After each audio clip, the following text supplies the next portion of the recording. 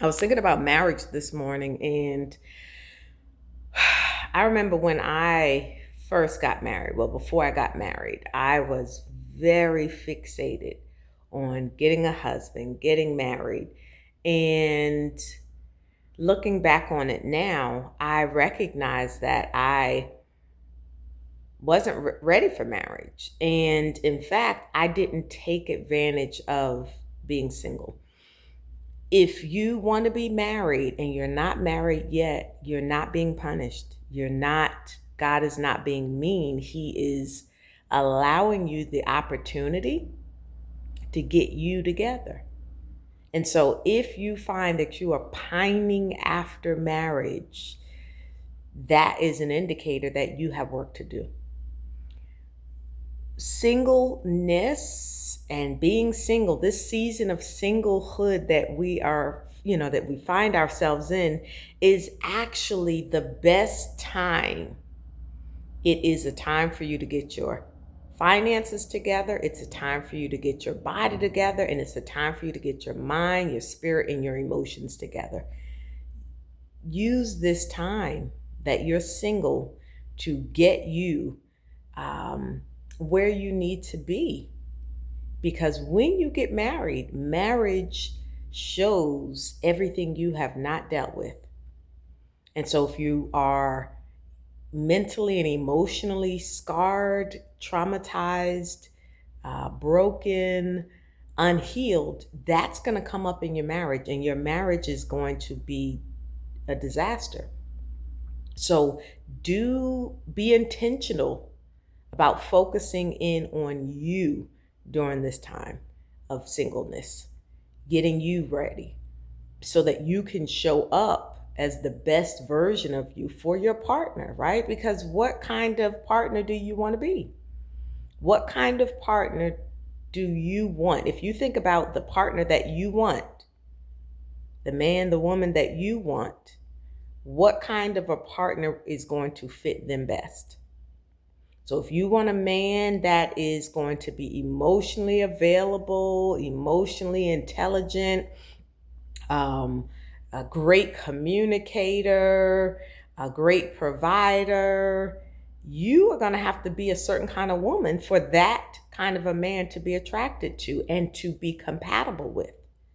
You're going to have to be emotionally stable. You are not going to have to, you're going to have to not have daddy wounds, father wounds.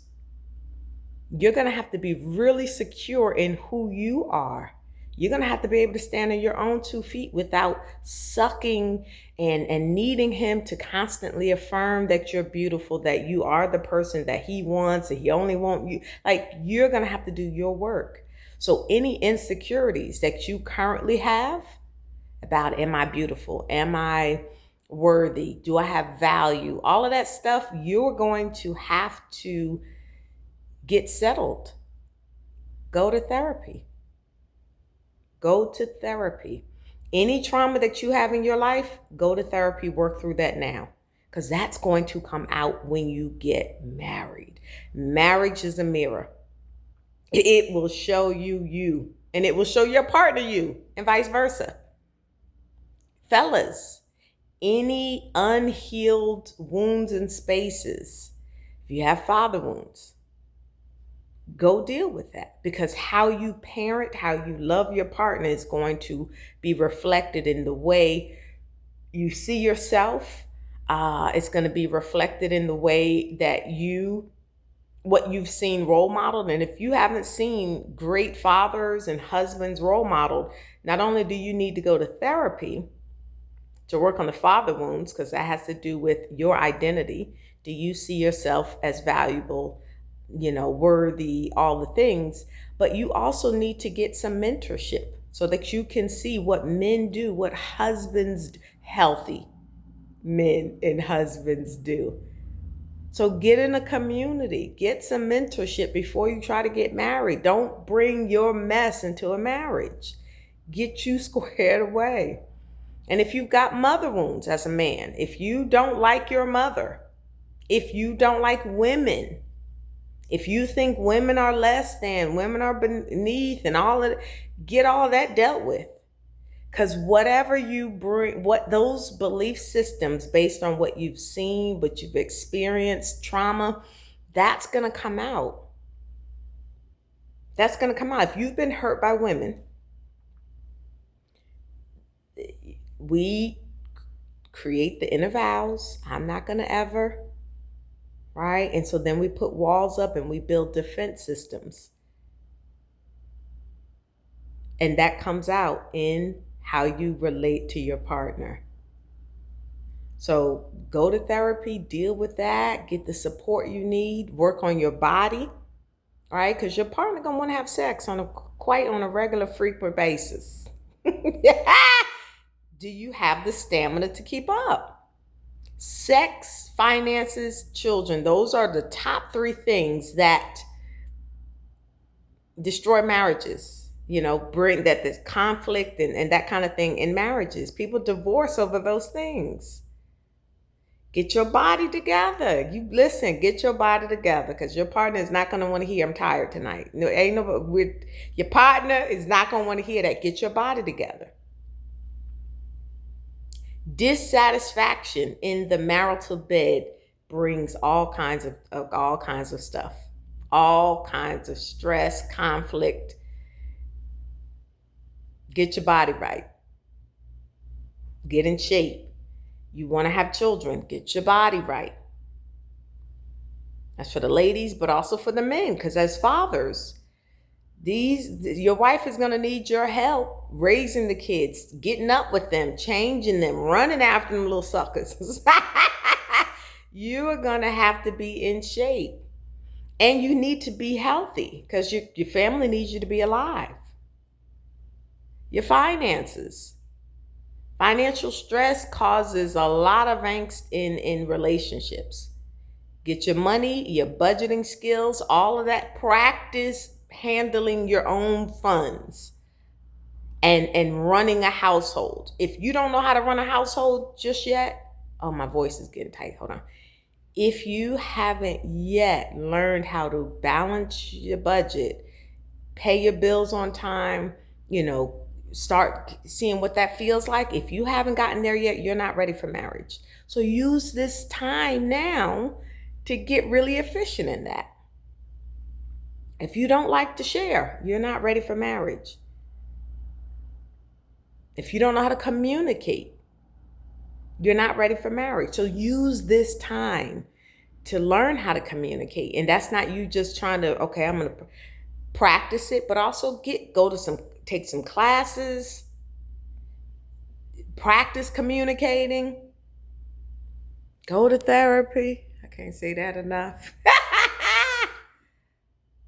There are things you can focus in on now. Be intentional about getting you right, getting you ready. Because your husband, your wife is not God.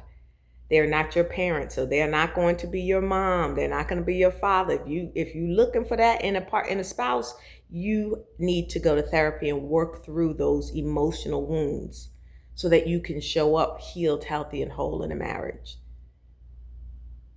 And if you shift your focus from, I want to be married, where's my husband, where's my wife, to let me get me healthy, healed, whole. Let me figure out who I am, what I enjoy. Let me get my mind together. Let me connect with God. Let me get that relationship down packed so I can hear him clearly, etc. Honey, by the time you have invested energy and intentionality into that, the spouse is going to be at the bottom of your totem pole. And then that's when that person is going to come. And by that time, you are going to enjoy you so much. Because a lot of times we want a spouse because we don't like ourselves. We're looking for someone else to make us feel better about us. Or we're looking to distract ourselves from us. So work on the relationship you have with you first. Build that. Strengthen that relationship. Make the relationship you have with you delicious. Because some of y'all don't like being by yourselves. That's because you don't like you. So get that together first. And then, honey, by the time you've put that work in, you're going to be selective about who you connect with because you know the work you've done.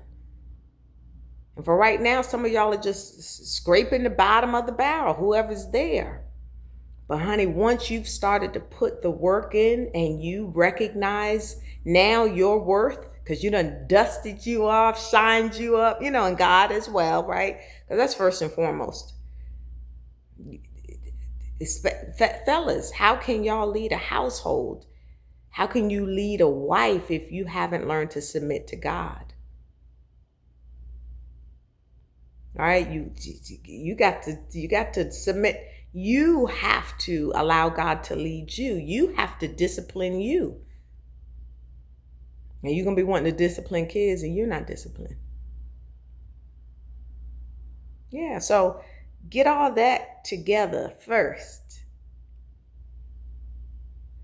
And then, honey, by the time you have invested that energy and that attention into you, into those relationships, part of you gonna be like, okay, listen, because I love me and I like me time, and then by the time you've done that, when God brings that person, it's gonna be a whole different energy. You're not gonna be thirsty. So, whoever this is for, take it, listen to it, hear it, allow it to minister to you, allow it to encourage you. God is not punishing you. He just knows you're not ready yet. And you would be a disaster in a marriage. Marriages are beautiful when they're in the right time with the right person and for the right reason. If any of those things are off, honey, it can be a nightmare. And I'm speaking from experience. So being single is not a curse, it's not a punishment. Use this time intentionally to grow into the person that your person would want, right? So you saying you want Mr., Mrs. XYZ. Are you attractive to Mr. and Mrs. XYZ? If you're not the kind of person that the person you want will want, then you know what you need to do. You know what to do. Get you together.